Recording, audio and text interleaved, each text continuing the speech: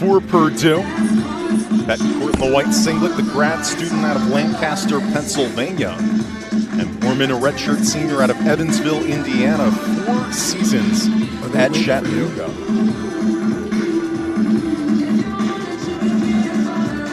.47-19 total record in his career at Chattanooga for Bourman. And for rider number 32, Will Betancourt. And Bourman looking for a much better result here tonight. He was up 12-4 earlier this afternoon against Drexel's Kyle Waterman, but fell in that one 18-15. I saw that. What a score fest. And especially with the way the entire match ended up transpiring, that oh, that was huge. Drexel just won by 3. And Betancourt over on the far side out of bounds. Yeah, it's his knee. He will have to be tended to. Didn't see him on the 21st. Yeah, he was out. He was a little under the weather, I believe. You definitely don't want to see this to start this match. Hayden Name for Ryder against Clarion and Columbia. Yeah, his leg was hooked, and then he went to straighten it out. It looked like he twisted it when he was straightening it out.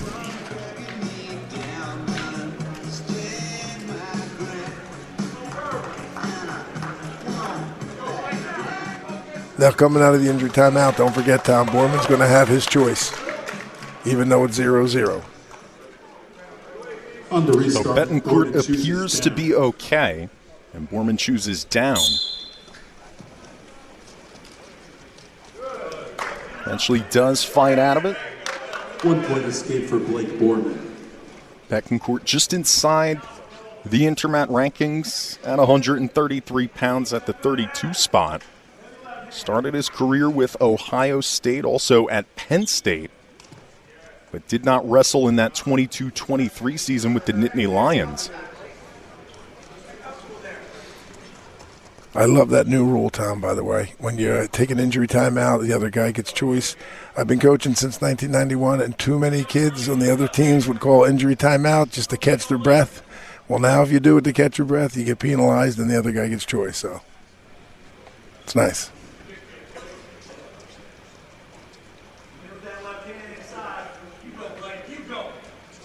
And do you have a preference on which to choose right out of that injury?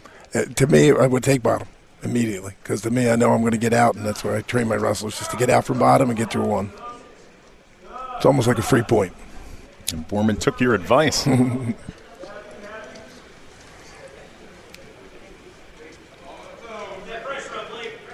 18-6 2 seasons ago, and 14-2 in duels over at Chattanooga. 1 minute remaining in the first period. Betancourt takes a shot under a minute here in the first. Yeah, it's nice to see him at least take a shot that maybe his knee isn't as bad as we had hoped or thought.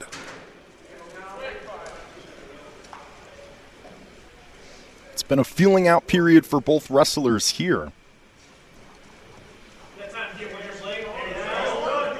Bourman looked to size up a shot, but it was thwarted out well. Under 30 seconds here in this first period. Nice.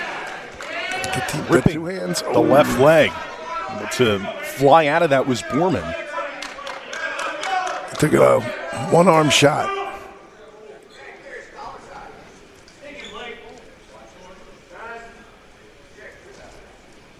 They disengage. 5 seconds remain in this first. Bourman takes a shot,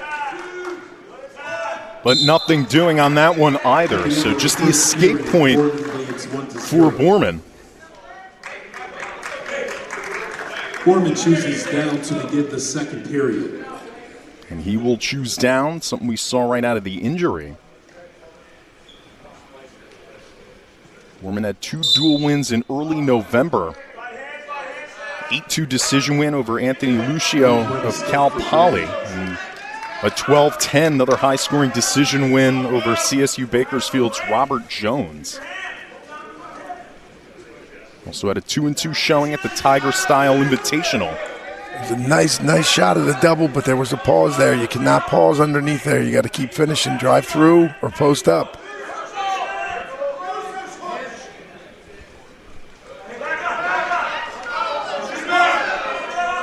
Bourman right near the edge on the far side.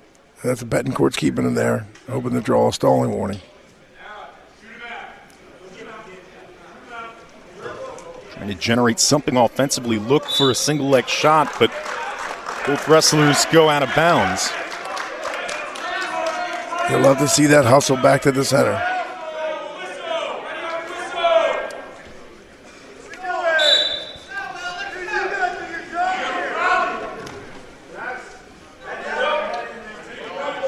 Both meet back at neutral, a little over a minute here in this second period. 1 minute remaining. Still waiting for it to ramp up, just the 2 escape points from Bourman. This is where your conditioning is going to come to play, Tom, in that third period.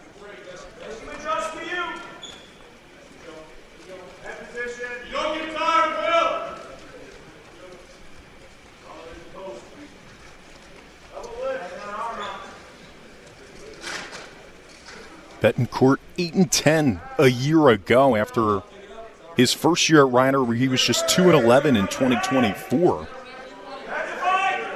And now 8-5 this season. Takes a shot at the left leg. Come up. First real sign of life offensively for Betancourt. He's got to keep that ankle. Bourman's got to keep those ankles. Looking to stalemate here. Short time. Betancourt gets nothing there. So at the end of the second, 2-0 Bourman. It's been low scoring, just the 2 escapes. Betancourt chooses down to begin the third period. So a complete 180 from Bourman's 18-15 loss to Kyle Warnerman earlier today at Drexel. And that one he led 12-4.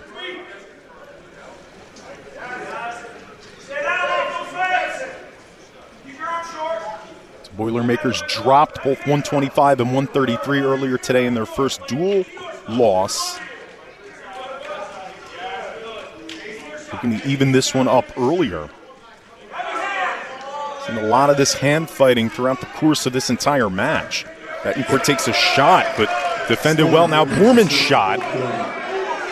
It's an excellent counter shot off of that by Bourman. Shot, reshot. Betancourt balancing on that left leg.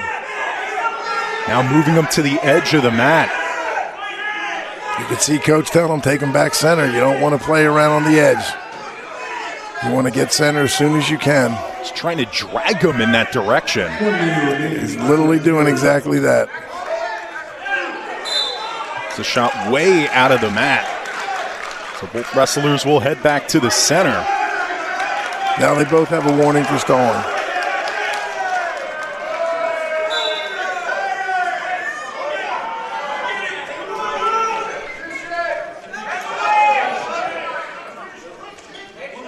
Bourman's got to keep him at bay, and Betancourt's got to create an angle and look for that shot again. Got to go 2 hands on it, though. I think he was trying to size up the left. Went in, but there just wasn't a whole lot there in terms of the angle. Now Bourman at the edge, under 30 seconds here. I'm surprised he hasn't hit Bourman again for stalling. He's got to get a fresh start here. He doesn't want to risk. So the whistle does come in, 14 seconds left. 15 rather here in the third. Got time for one. Betancourt, you could tell, fatigued. Second stalling warning was assessed at Bourman. 1 point for Betancourt. So Betancourt does get a point on the second stall. But that will take us to the end of 133. Blake Bourman wins it 2-1. And Purdue ties our score up at 3. So 3-3 after 2 bouts.